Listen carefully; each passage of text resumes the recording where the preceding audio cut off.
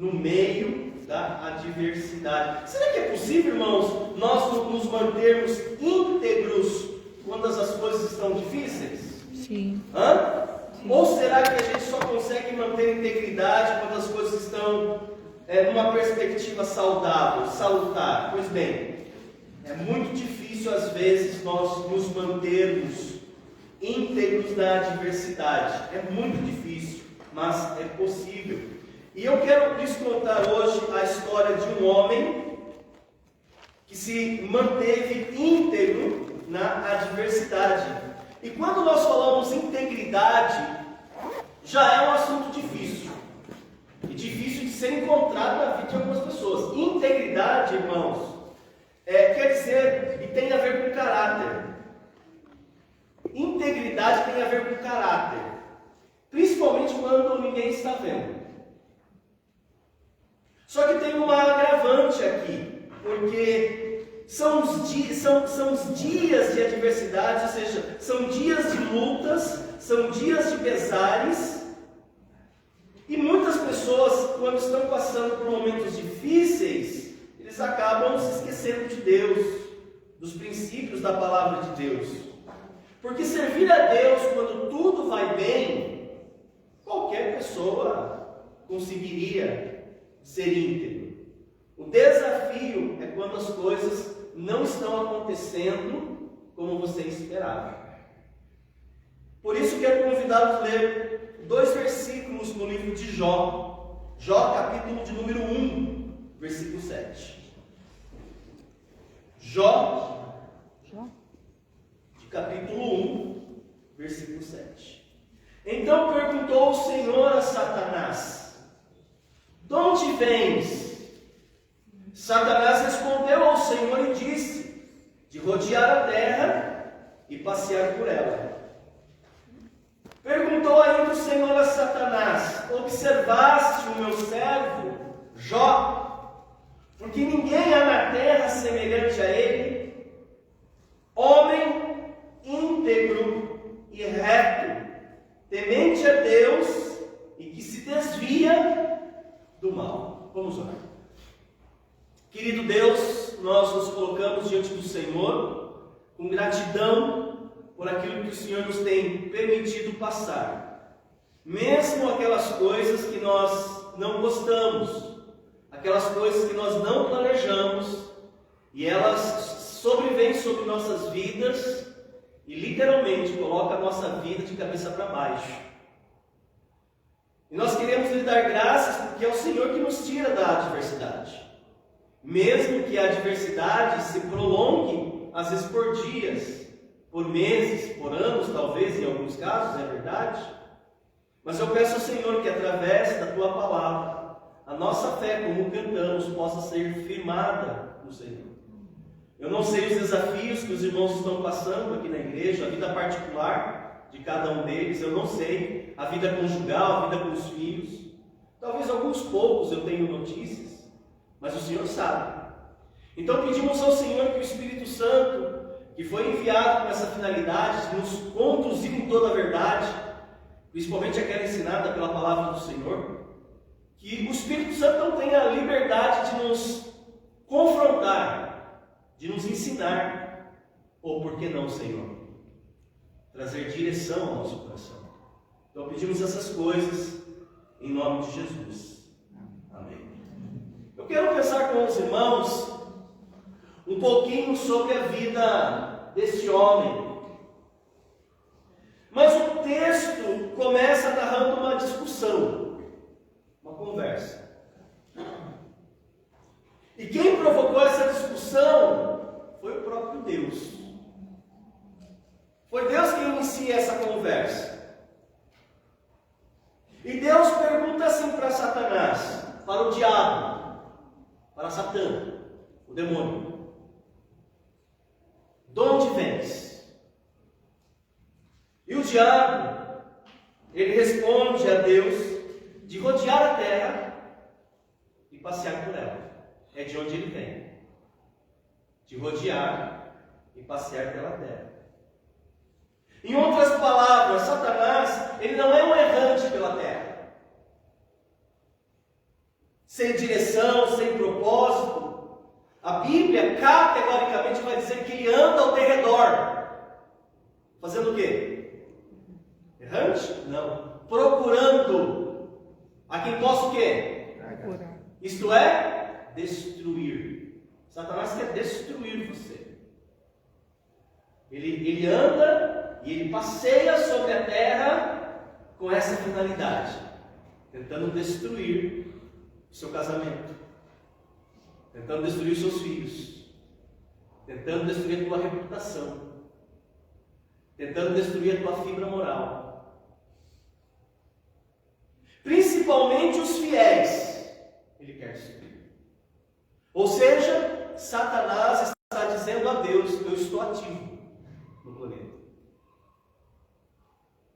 E Deus cutuca e pergunta assim: observaste o meu servo Jó? E Deus dá um histórico de Jó. Ele vai dizer o seguinte: não tem ninguém na terra semelhante a ele. Em outras palavras, Jó era o homem mais piedoso do seu tempo. Jó era o homem mais piedoso da sua geração. Deus continua, é Deus quem está falando. Homem íntegro, ou seja, integridade. Íntegro é aquilo que você é dentro de casa, com as portas fechadas. Deus continua. Homem reto. Essa palavra homem reto tem a ver com aquilo que você é na sua vida pública. Temente a Deus, princípio da sabedoria. Homem que se desviava do mal. Ou seja, ele decidia fazer o certo. E sabe qual foi a resposta que Satanás deu a Deus diante desses elogios? Ele falou o seguinte: também puderas, tu tens abençoado a vida dele, tu tens abençoado a família dele, tu colocaste uma cerca de proteção ao redor da casa dele, os bens deste homem prosperam na terra, tudo que esse camarada bota a mão vira dinheiro. Desse jeito qualquer um te adora, desse jeito qualquer um te serve. E Satanás sugestiona, Satanás insinua que as pessoas, para servir a Deus, elas precisam ser subornadas com coisas materiais. Deus, para ser adorado, Ele tem que te abençoar com coisas materiais. É o que Ele está dizendo aqui. Que se Deus, por alguma razão ou por algum propósito eterno, tirar o teu salário, tirar a tua renda, tirar a tua casa, você deixa de vir para a igreja, você deixa de adorar a Deus. Ele está insinuando isso. Será verdade? Satanás insinua que as pessoas só servem a Deus pelas bênçãos de Deus, não por quem Deus é, mas por aquilo que Deus pode dar. Satanás insinua mais. Satanás insinua que Jó serve a Deus por interesse. Isso é o sentido da palavra debalde. Por interesse. Que Jó descobriu uma grande sacada, um grande negócio. Que o fiel só serve a Deus por barganha. Sabe a minha? Não. Eu vou pegar a pessoa. Eu posso usar dele? Eu estou só já metade. Posso tomar mesmo? Obrigado. E Satanás vai trazer algumas calúnias a respeito de Jó. E eu quero ver algumas calúnias que ele trouxe a respeito de Jó. E a primeira calúnia que ele vai falar a respeito de Jó é que ele vai dizer que mesmo os fiéis amam mais o dinheiro do que a Deus. Satanás fala aqui para a Deus, toca naquilo que o homem tem. E o que é que o homem tem? O homem tem posses. O homem tem dinheiro, o homem tem sua família. Toca naquilo que ele tem e verás se ele não blasfema de ti na tua face. Tira o que tu deste a ele, para ver se ele não se revolta contra ti. E Deus, para demonstrar que Satanás é mentiroso, que Satanás é um falsário, Deus, para demonstrar que Satanás ele é um caluniador, Deus permite Satanás tocar em tudo que Jó possuía, menos na vida dele.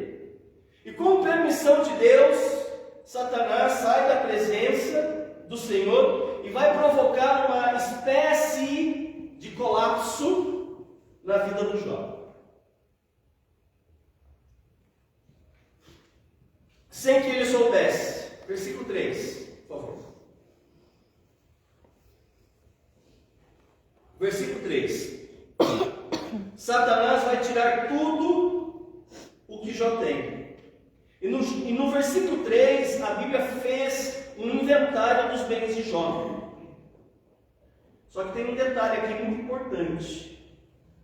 Está escrito aqui que ele era o maior de todos do Oriente. Sabe o que isso significa? Que ele não era o homem mais piedoso. Jó também era o homem mais rico.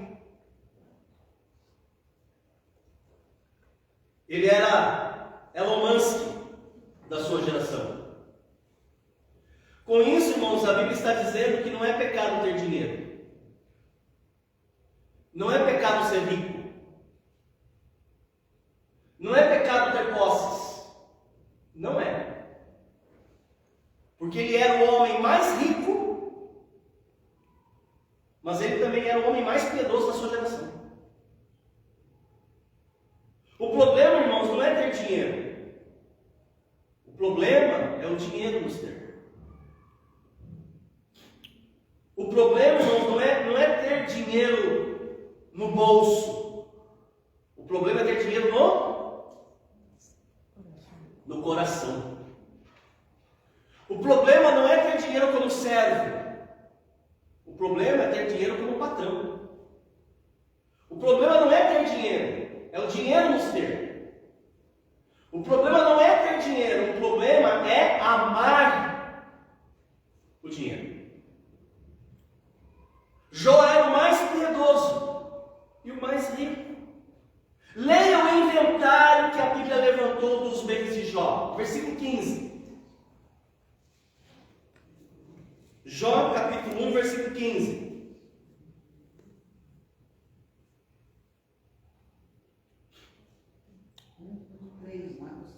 Isso. Quem pode ler? Possuía 7.000 ovelhas, 3.000 camelos, 500 juntas de bois e 500 jumentas. Era também muito numeroso o pessoal ao seu serviço, de maneira que este homem era o maior de todos os do Oriente. O maior de todos no Oriente. E a partir de agora você verá que Deus vai usar os povos ímpios para levar Jó à falência. Eu e Juliano, nós estávamos essa semana em Sorocaba, porque meu pai pegou dengue e meu irmão também. Eu queria vê-los. Eu tive a oportunidade para ir na Igreja Batista da Fé, a igreja do pastor Alexandre Agostinho. Inclusive, serviu aqui na igreja por muito tempo. Inclusive, estejam orando pelo pai dele. Está internado, também está com dengue, está com as plaquetas baixa, o número 25, e foi recentemente pela UTI. Então estejam orando pelo seu Ângelo, o pai do pastor Alexandre. Eu preguei na igreja, no culto de oração, e eu falei à igreja sobre Abacuque. Não tem história de Abacuque para eles. Hoje nós estamos vendo a história de Jó. Mas na história de Abacuque, Deus usa os ímpios para corrigir o seu povo. Deus usou usou a Babilônia para aplicar uma disciplina em Israel. E aqui nós temos vendo Satanás agora usando os povos ímpios para levar Jó à falência. E ele caiu em falência não em uma semana, não em um ano. Irmãos, o homem mais rico do Oriente vai à falência, perde tudo em um único dia. É como aconteceu recentemente no Rio Grande do Sul. Muitos empresários, muitos comerciantes, muitas famílias perderam tudo em um único dia. Isso aconteceu com Jó. Ele perdeu tudo. E eu e você conhecemos pessoas que por muito menos se desesperam, se revolta contra Deus e dá tiro na cabeça. Eu vi alguns relatos de algumas pessoas no Rio Grande do Sul, revoltadas, inclusive com Deus.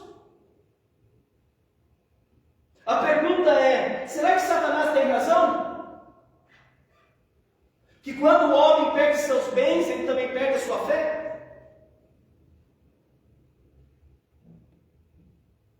Será que ele vai se revoltar contra Deus? Será que ele vai blasfemar contra Deus?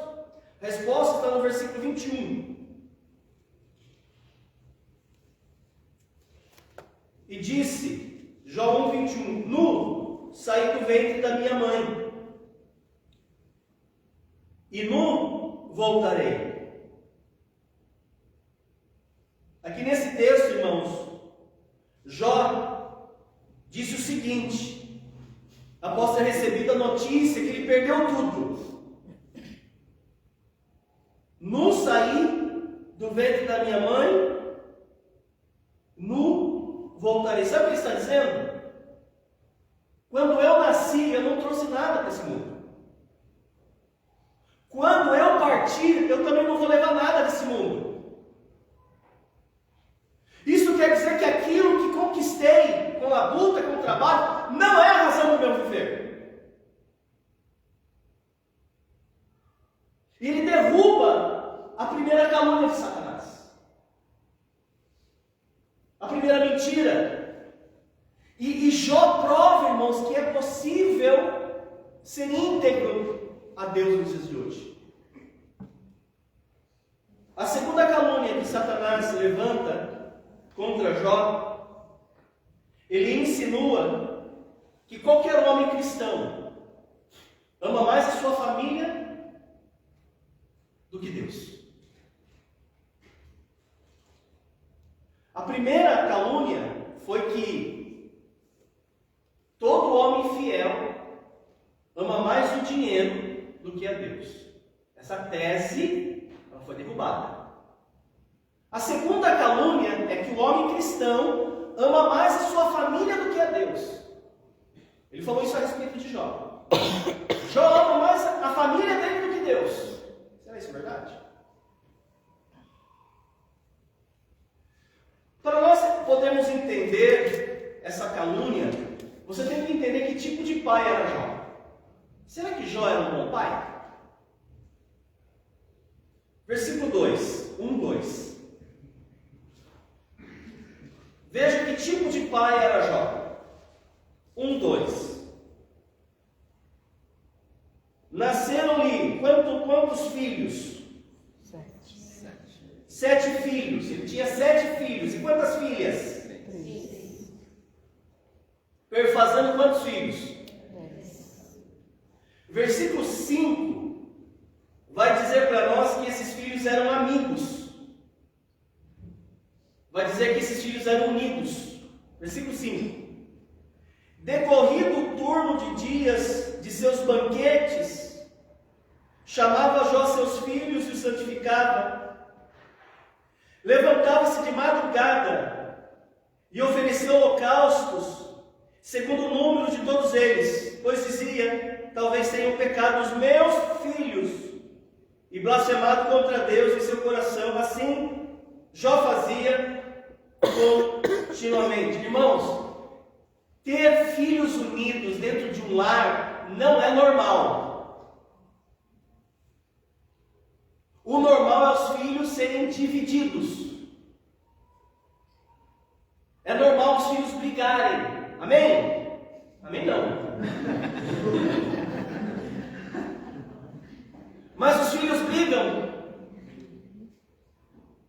Os filhos brigam. O normal é brigar. A pergunta é: por que é que os filhos de Jó eram unidos?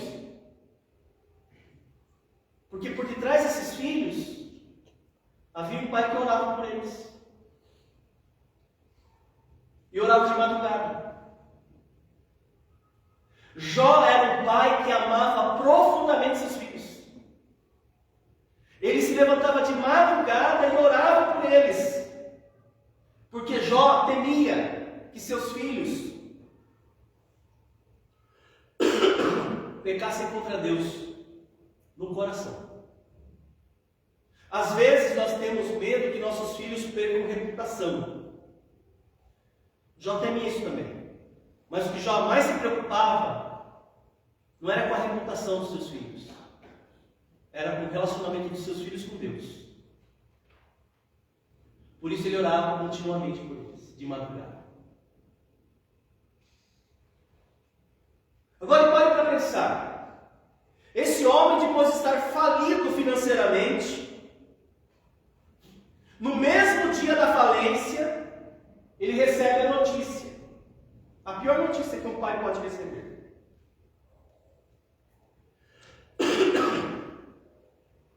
Jó recebe a notícia que seus 10 filhos morreram num único acidente.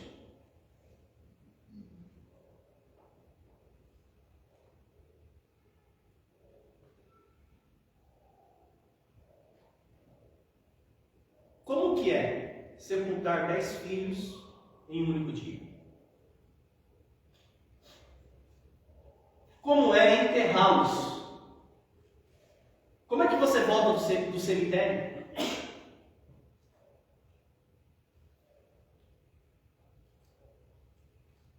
Como é que você recomeça? Como é que você se recompõe do luto? A pergunta é: será que Jó blasfemaria contra Deus? E Satanás teria razão a respeito de sua calúnia? Resposta no versículo 21. Quando Jó recebe a notícia, na parte B, o Senhor o deu, o Senhor o tomou, bendito seja o nome do Senhor. Ele disse: o Senhor Deus deu, o Senhor Deus tirou. Bendito seja o nome do Senhor. Irmãos, cai por terra a segunda calúnia que Satanás levantou a respeito da integridade de Jó. Versículo 22. E em tudo isso, Jó não pecou contra Deus com seus lábios. Mas aí, irmãos, a gente vai para o capítulo 2 do livro de Jó. E a Bíblia nos informa que Deus está reunido com seus anjos nas regiões celestes. E adivinha quem é que aparece nessa reunião celeste? O demônio, o diabo. O diabo aparece nessa reunião. Deus conversando com seus anjos.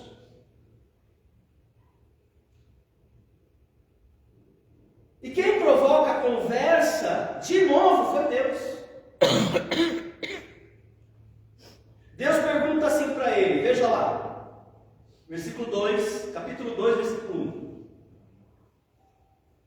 Num dia em que os filhos de Deus, está se referindo aqui a anjos, vieram apresentar-se perante o Senhor, veio também Satanás entre eles, apresentar-se perante o Senhor. Então o Senhor disse a Satanás, é provoca a conversa. Ele pergunta para Satanás: de onde vens?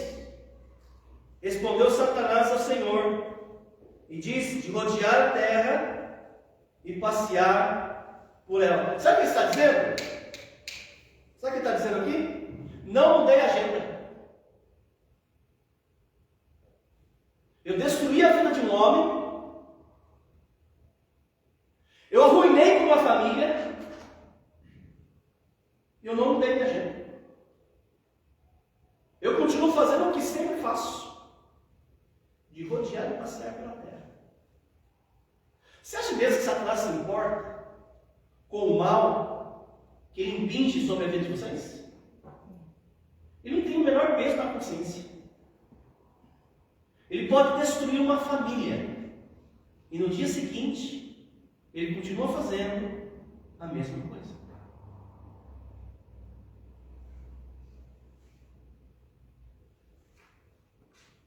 E Deus, ele desafia Satanás outra vez, quando disse: observaste o meu servo Jó? E Deus dá o histórico de Jó, sem mudar uma vírgula do que ele tinha dito no capítulo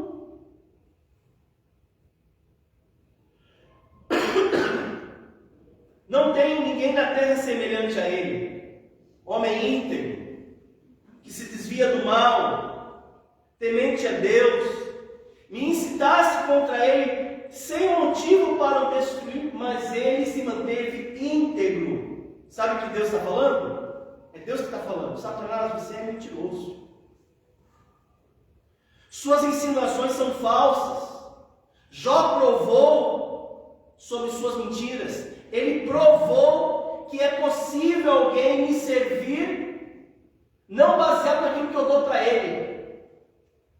É possível alguém me amar, mesmo que eu feche as comportas dos céus. Mesmo que ele perca tudo. Mesmo que ele perca a própria família. É possível haver pessoas que vão me amar e que vão me servir. Mas Satanás, irmãos, ele é insistente. Ele vai fazer uma terceira calúnia a respeito de Jó. Ele vai falar o seguinte: Satanás vai dizer que qualquer pessoa ama mais a si mesmo do que a Deus. Na primeira calúnia, que foi desmentida, ele havia insinuado que o homem ama mais o dinheiro do que a Deus. Jó desmente isso. Na segunda calúnia, Jó desmente a insinuação que ele levanta de que o homem ama mais a sua família do que a Deus. Na terceira insinuação, ele está falando que o homem ama mais a si mesmo do que a Deus. Pele por pele, ele falou. Pele por pele. Tudo que o homem tem, dará pela sua vida. Pele por pele. Tudo que o homem tem, ele dará pela sua vida. Toca-lhe nos ossos. Toca-lhe na carne. E verás se não blasfemas de ti a tua face. E Deus diz para Satanás: pode tocar-lhe, mas poupa-lhe a vida. E diz as Escrituras que Satanás sai dali e põe uma doença maligna, um tumor maligno em Jó. Satanás fez isso. Satanás colocou no servo de Deus um tumor maligno, uma doença maldita, feridas espalhadas pelo corpo, do alto da cabeça às plantas dos pés. Você consegue imaginar a cena?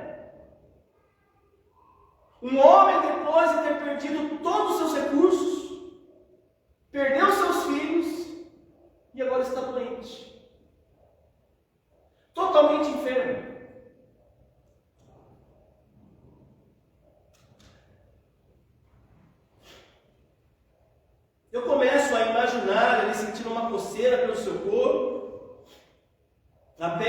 ficando esbranquiçada, escamosa. Daqui a pouquinho surgem manchas vermelhas. Dali a pouco, bolhas de pus. Diz a Bíblia que a dor era cruel, avassaladora. Ele não consegue dormir, ele não consegue comer, ele só consegue chorar. Ele está sendo castigado, ele está sendo açoitado. Essas bolhas vão se arrebentando e vão se formando feridas vivas. Ele tem que pegar um caco, talvez de telha, para raspar sua pele necrosada. Ele vai ficando magro, o seu corpo cheira mal. As pessoas veem aquilo, o homem que gozava de tanta saúde, o homem mais rico do Oriente, família grande, família próspera. As pessoas começam a olhar para Jó e começam a pensar: o que está acontecendo? Começam a falar dele. As pessoas começam a evitá-lo agora. Vai que isso passa para mim. As pessoas começam a desprezá-lo. Você já foi desprezado? Por alguma enfermidade? Quando alguém descobriu? Difícil. As pessoas começam a julgá-lo. A família o abandona. Os amigos somem. O homem é uma ferida viva. Nesta hora até a esposa foge. Até a esposa. Porque a esposa dele, ela fica revoltada. Ela fica revoltada com Deus. Inclusive, ela vai dizer para Jó: você ainda conservas a tua integridade? Amaldiçoa a Deus e morre. Jó, acaba com essa miséria. Tenha dignidade. Seja homem e morre. Jó fala para sua esposa: tu falas como uma doida. Temos recebido o bem, acaso não receberíamos o mal também? Versículo 10 do capítulo 2.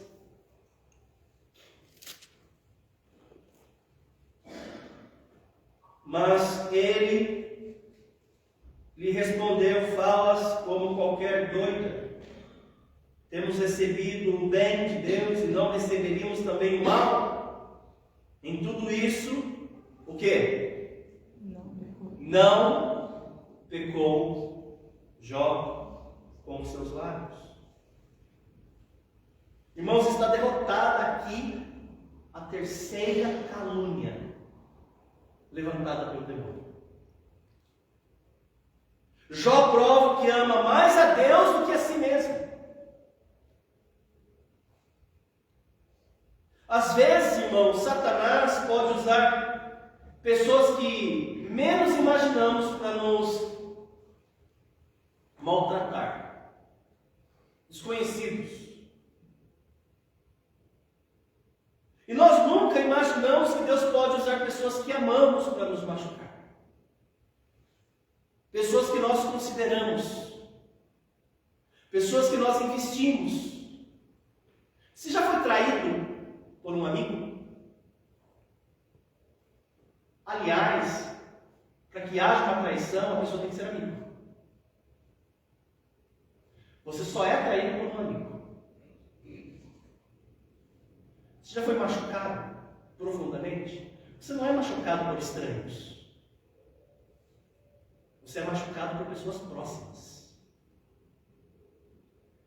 Você vai ver que Satanás vai usar agora pessoas próximas, amigas, para machucar. A partir de agora você vai ver a Bíblia apresentando os três amigos de Jó. Eles souberam do mal que sobreviera a Jó, chegaram cada um no seu lugar. Elifaz, Bildade e Zofar. E eles vieram de forma legítima e até bonita. Eles foram para condoer-se a respeito da miséria de Jó. Eles foram com o intuito, a princípio, porque isso muda, para chorar com Jó. Para estar ao lado de Jó.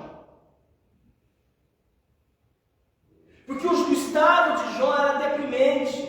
Tanto é fato, diz a Bíblia Sagrada, que quando os três marcaram o encontro, e eles foram juntos até a casa de Jó, quando eles viram Jó, eles não reconheceram Jó. Eles até conversaram entre si, será que é ele?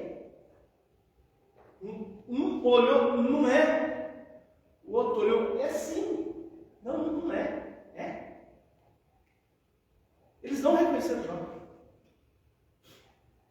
Ao ponto, diz a Bíblia Sagrada, que o estado era tão deprimente que eles jogaram pó na própria cabeça. Eles se sujaram.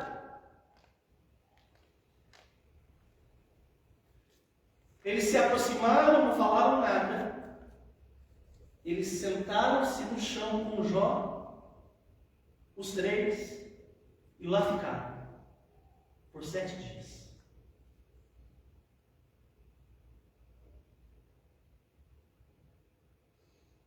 Sem falar nada. Talvez quando você estava internado no hospital, dificilmente o irmão da igreja foi, não é verdade? Às vezes nem parente vai. Para você achar alguém que passa a noite no hospital já é difícil. Tem que pagar. Esses amigos eram amigos de verdade. Como que eu sei disso? Eles ficaram lá 7 dias com ele.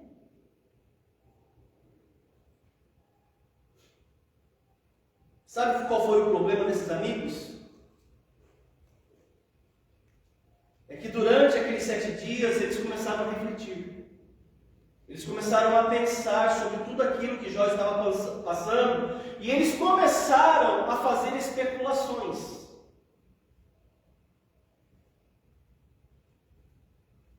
E eles começaram a tentar achar respostas para aquela adversidade que Jó estava passando. E eles começaram a pensar assim, para Jó estar sofrendo desse modo, ele deve ter feito uma coisa muito errada. Ele deve ter feito uma coisa muito feia, uma coisa muito errada. Ninguém sofre sem causa. Porque todo efeito tem uma causa. Eles começaram a pensar, só que eles não pensaram apenas, eles falaram. Só que eles não apenas falaram, irmãos, eles acusaram. Eles começaram a semelhança de Lúcifer, de Satanás, a fazer calúnias, palavras duras, os mais pesados e libertos acusatórios. Os amigos falaram que Jó era adúltero, que Deus estava punindo ele porque ele era adúltero. Isso é uma calúnia. Jó não era adúltero. Sabe quem falou isso? Não foi um estranho. Quem levantou isso foram os seus amigos. Eles falaram que Jó era ladrão, que Jó havia se enriquecido às custas das viúvas da cidade, que ele havia se enriquecido à custa dos órfãos da cidade. Eles falaram que Jó era louco, que Jó era fanático.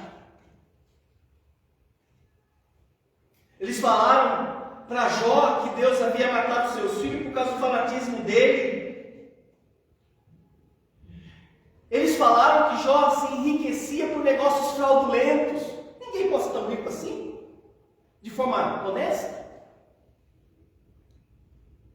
Esse teu dinheiro aí, dinheiro sujo, se Deus está punindo você.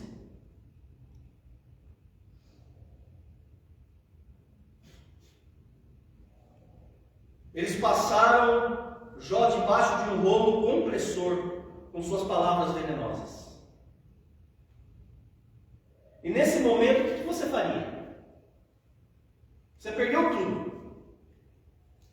Você perdeu seus filhos. Sua esposa te abandonou, seus amigos começam a levantar calúnias contra você. O que você faria? Sabe o que Jó fez? Ele levanta aos céus nada menos que 16 perguntas. 16 porquês. Por quê? Por quê? Por que eu perdi meus filhos? Por que a minha dor não cessa? Por que eu não morri no ventre da minha mãe? Por que eu não morri ao nascer? Por que os seios de mamãe não estavam murchos de leite? Para que eu não morresse de sede e fome? Por que o Senhor não me mata de uma vez?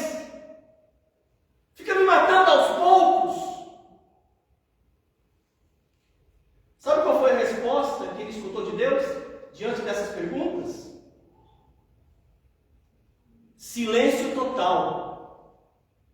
Deus não respondeu a nenhum dos seus questionamentos.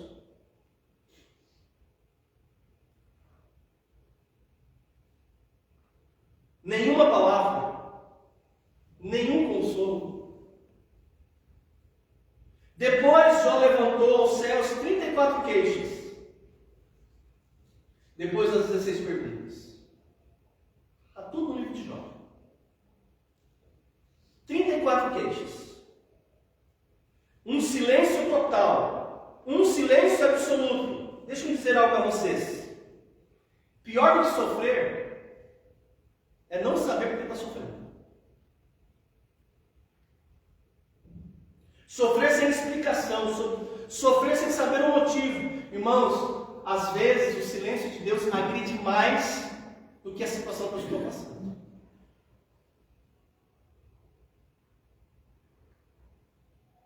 Jó perdeu tudo, porque a adversidade atingiu as 5 principais áreas da vida de uma pessoa. Primeira área financeira. O homem mais rico vai à falência. Segunda área da saúde.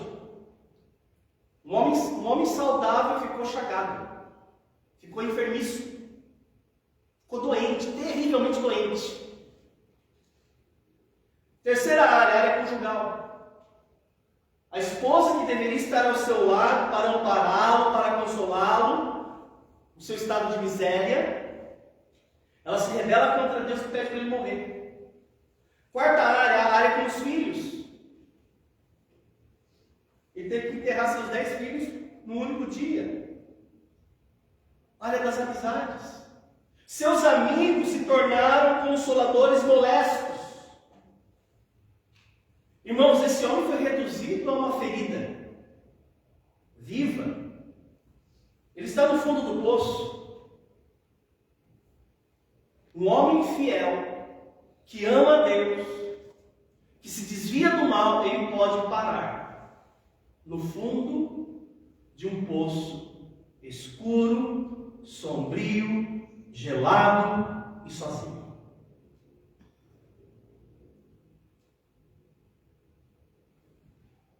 E quando você está no fundo de um poço, só tem uma direção para olhar, meus irmãos. E é para cima. E quando Jó estava nesse estado, que ele perdeu tudo, a Bíblia vai dizer para nós, no capítulo 19,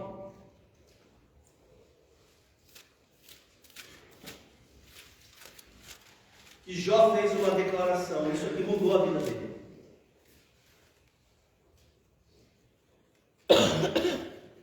Que a partir de agora Deus vai começar a resgatá-lo. Capítulo 19, versículo de número 25.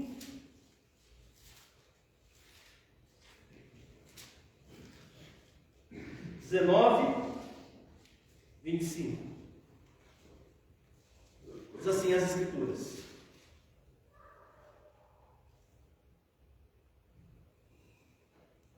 porque eu sei que o meu Redentor vive, e por fim se levantará sobre a terra, depois de revestir esse meu corpo da minha pele. Em minha carne verei a Deus, vê-lo-ei por mim mesmo. Os meus olhos o verão, e não outros. De saudade me desfalece o coração dentro de mim. Irmãos, quando Jó ele reconhece Deus, mesmo diante de tamanha dor, você percebe que Deus vai romper o silêncio.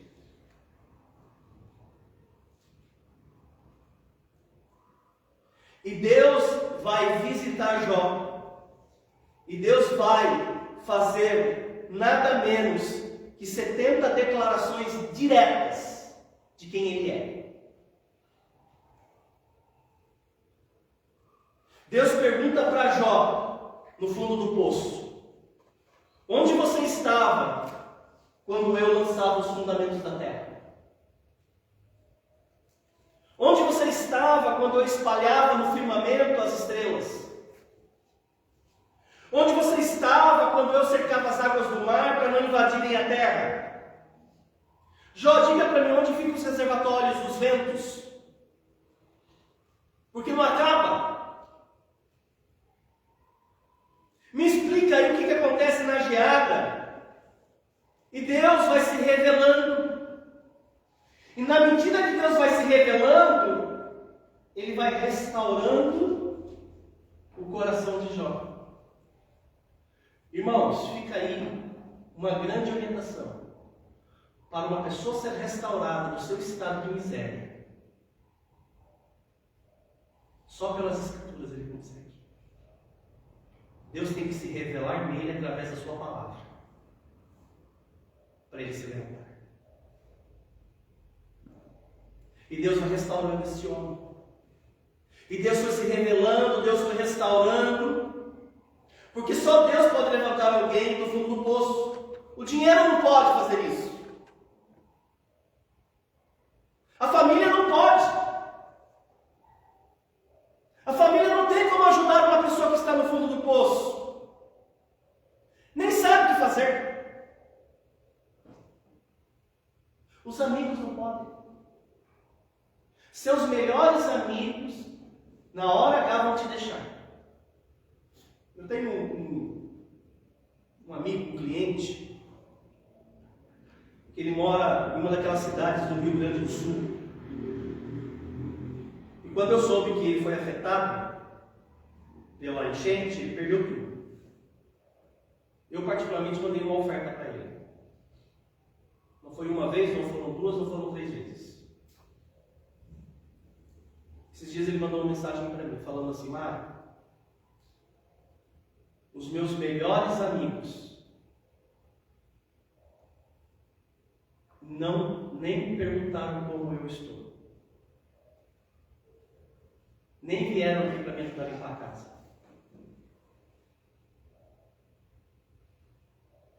As pessoas que eu achava que eram meus amigos, eles nem me ligaram. Nessa hora, irmãos, os amigos sobem. Só Deus pode levantar uma pessoa. E Deus usa pessoas para levantar pessoas. Deus vai usar pessoas.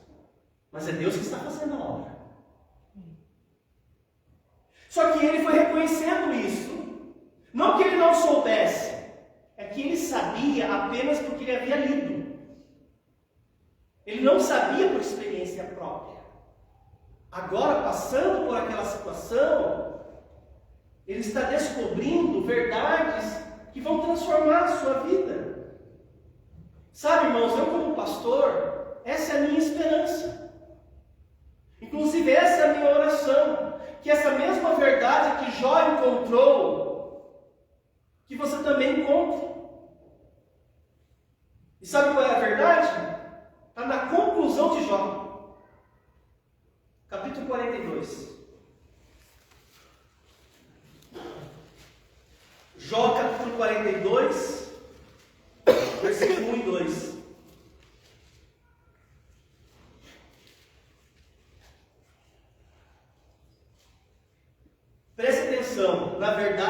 que ele aprendeu, por ter passado por tudo isso, que você deveria aprender também. Jó 42, versículo 1 e 2. Principalmente a parte A do versículo 2. Aqui a gente está no final da história de Jó. O aprendizado que ele teve, ele vai falar aqui na sua confissão. Esse capítulo chama A Confissão de Jó. Veja a verdade que ele descobriu. Então respondeu Jó ao Senhor: bem sei o quê? Que tudo podes. Deixa-me dizer algo a vocês. Eu e você temos impossibilidades intransponíveis. Isso quer dizer, irmãos, que nós todos somos muito limitados em todas as áreas.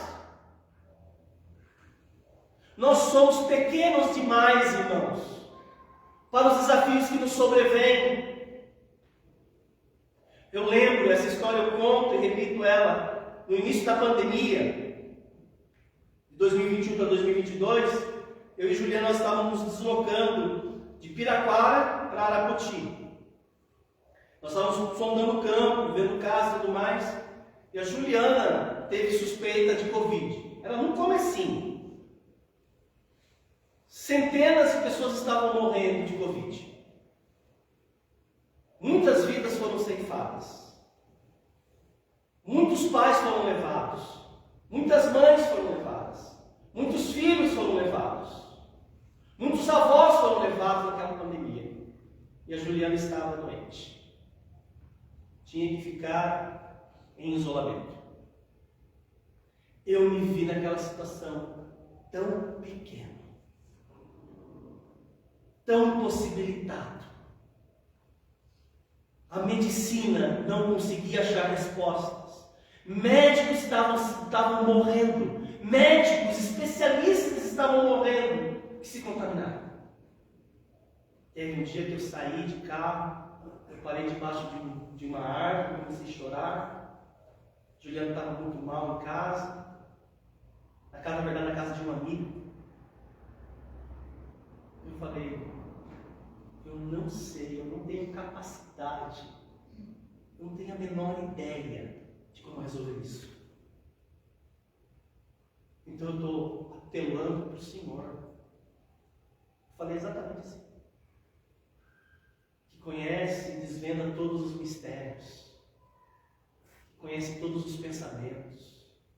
O Senhor que conhece toda a ciência, toda a medicina, toda a tecnologia. O Senhor conhece e sustenta o universo. O Senhor fez o universo do nada. Só o Senhor pode fazer alguma coisa. Bem sei que tudo podes. E nenhum dos teus planos podem ser frustrados. Jó foi aprendendo esta verdade. Mas nós temos que entender que nós temos fraquezas. Nós não podemos. Nós vivemos num mundo que diz que você pode. Por isso que a igreja às vezes se postula contra aqueles livros, que é o livro mais vendido em bibliotecas, livros de autoajuda. Autoajuda. Como que você pode ajudar a si mesmo? Você não tem todas as respostas. Você não é nada. Você é miserável. Você é ignorante, eu sou ignorante. Eu não tenho capacidade. Eu não tenho as informações. Nós temos fraquezas físicas, irmãos. Uma bactéria, um vírus microscópico pode entrar na sua corrente sanguínea e te matar em um dia. Um dia. Nós temos fraquezas emocionais, irmãos. Quantas vezes, meus irmãos, nós chegamos em momentos difíceis que nós pensamos que nós não vamos aguentar?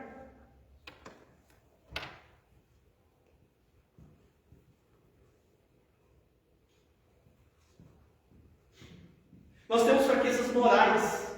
está falando de morais, né? Nós temos fraquezas morais. Sabe o que isso quer dizer? Que a gente promete que nunca mais vamos fazer. E a gente incorre no dia seguinte, no mesmo erro que juramos nunca mais cometer. Você também é assim? Eu sou assim. Nós todos temos fraquezas morais. E não é porque nos falta sinceridade. Sabe o que é que nos falta? Poder. Nos falta poder. Nós não temos essa capacidade. Nenhum de nós se banca. Nós não bancamos nem a nossa existência. Nós só existimos por causa do Eterno. Nós existimos e nos movimentamos nele. Sem Deus, caímos, morremos. Eu acho interessante aquilo que o profeta Isaías falou a respeito da grandeza de Deus. Eu estou terminando.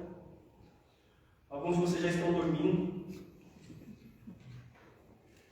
Desculpa. É importante que você saiba qual é o tamanho do seu Deus. Porque às vezes nós não temos dimensão disso. Quando o profeta Isaías escreveu a respeito da grandeza de Deus no capítulo 40, ele usa algumas figuras curiosas para falar da grandeza de Deus. E eu vou encerrar por aqui.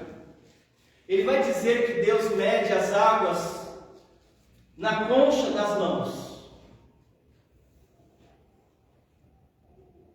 Pensa aí no Oceano Atlântico, no Oceano Índico. Pensa aí no Oceano Pacífico. Pensa aí no Mar Mediterrâneo. Ele mede as águas na concha das mãos. Isaías diz mais. Ele diz o seguinte, que o meu Deus é aquele que pesa o pó das montanhas em balança de precisão. É como se ele estivesse pesando as montanhas como partículas de ouro, uma balança.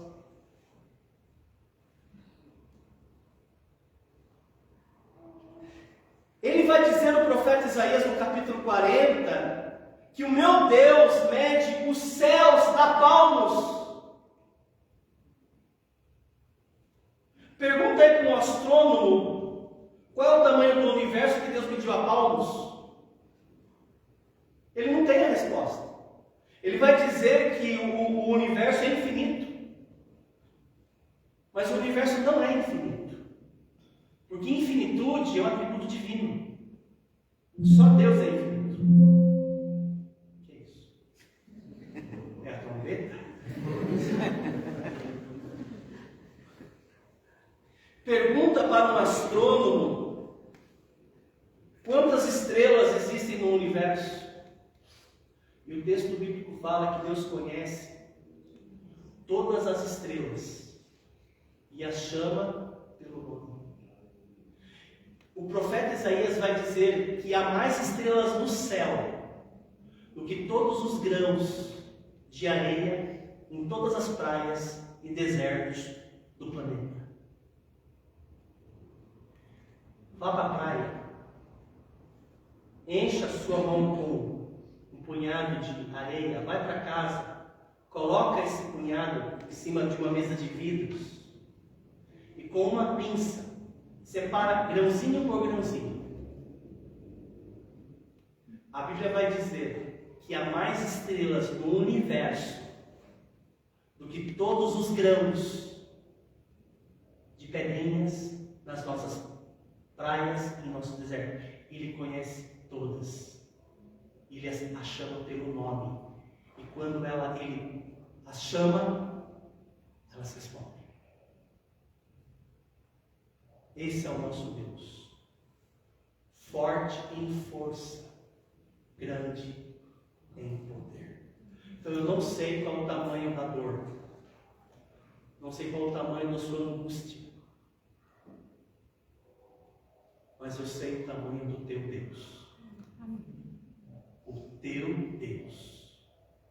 Tudo podes. E nenhum de seus planos podem ser frustrados. Fecha seus olhos. Vou pedir a Juliana que me ajude. Ela vai dedilhar uma melodia. E eu gostaria de trazer um desafio ao seu coração. Eu não sei mesmo o que aflige o teu coração nesta noite. Eu não sei o que você tem passado, quais lembranças, quais memórias te machucam. Mas eu creio que nós precisamos ser lembrados do tamanho do nosso Deus. E talvez você precise, à semelhança de Jó, fazer uma confissão. E a confissão é a seguinte: eu sei que tudo podes, e nenhum dos teus planos podem ser frustrados. Nós vamos cantar um hino de apelo, um desafio para o seu coração nessa noite, para que você reconhece Ele. Mas antes, eu vou orar por você, para que aquilo que você aprendeu, você possa responder. Vamos de volta, vamos ver o slide.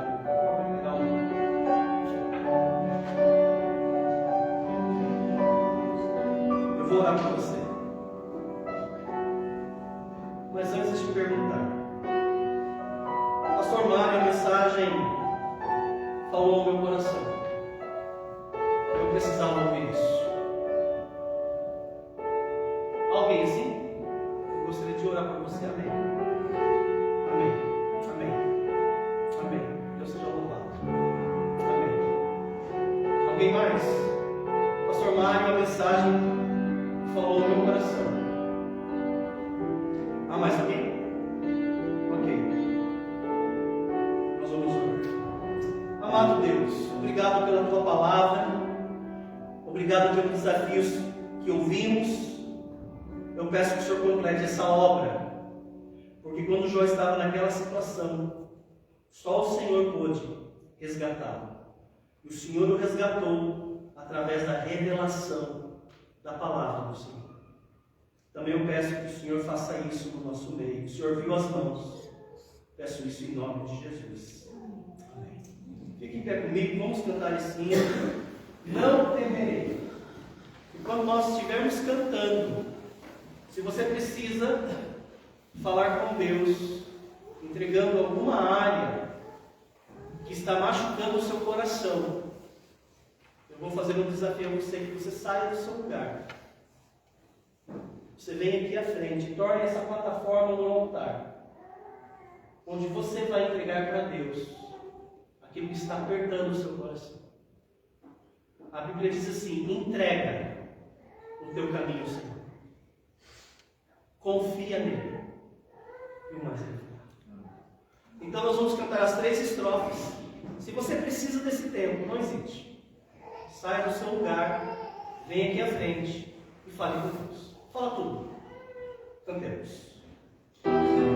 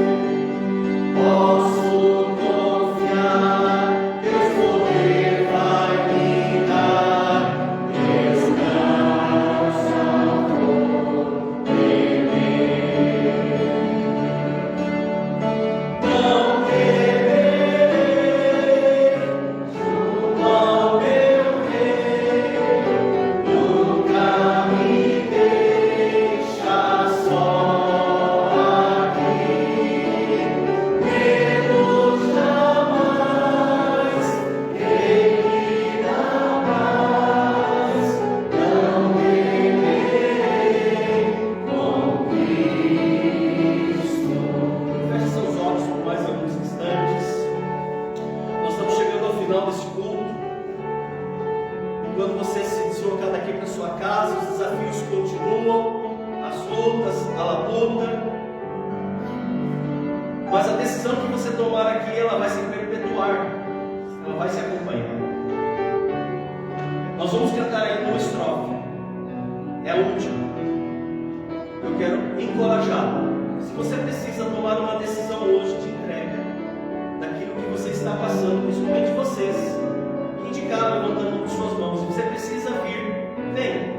Ah, pastor, eu tenho vergonha. Então, você pode se assentar no seu lugar, você pode falar daí mesmo, mas faça isso. Nós vamos cantar a última estrofe. Te encorajo a renovar com o Senhor os seus votos. Cantemos. Terceira e última vez.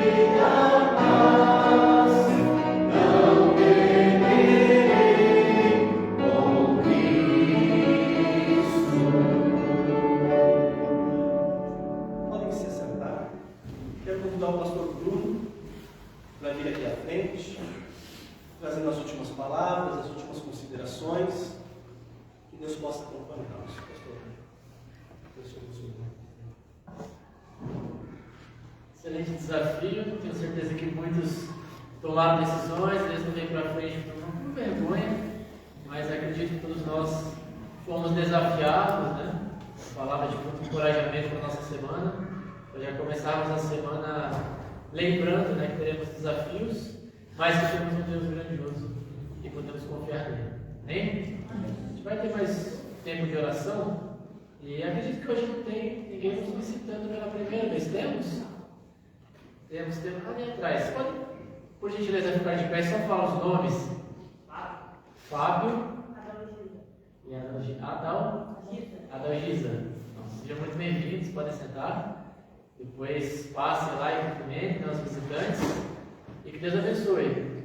Espero que tenham sido desafiados também, assim como acredito que a igreja também foi desafiada.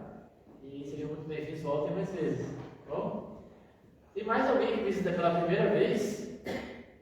Acho que os demais são de casa. Vocês visitando pela segunda vez, sejam bem-vindos também. Mais alguém? O Heraldo, então, que faça a oração final. E que tenham todos também uma excelente semana. Qualquer coisa estamos à disposição. E temos também o nosso culto na quinta-feira. Aqueles que têm a possibilidade e disponibilidade, cheguem para participar. Bem importante. Também, no sábado, temos aí o encontro dos jovens. Orem também pelo grupo dos jovens, né? Que nós sejamos cada dia mais fortalecidos e desafiados também pela palavra de Deus. E pelos departamentos da igreja de uma forma geral. Estejamos aí durante a semana orando por todos esses desdobramentos, né, que a igreja tem também durante a semana. Tá bom? Vai lá, gentileza. Senhor Deus, nosso Pai amado, graças te damos, Pai, por mais esse domingo na Tua presença, Senhor. Agradecemos por esse culto, pelas palavras.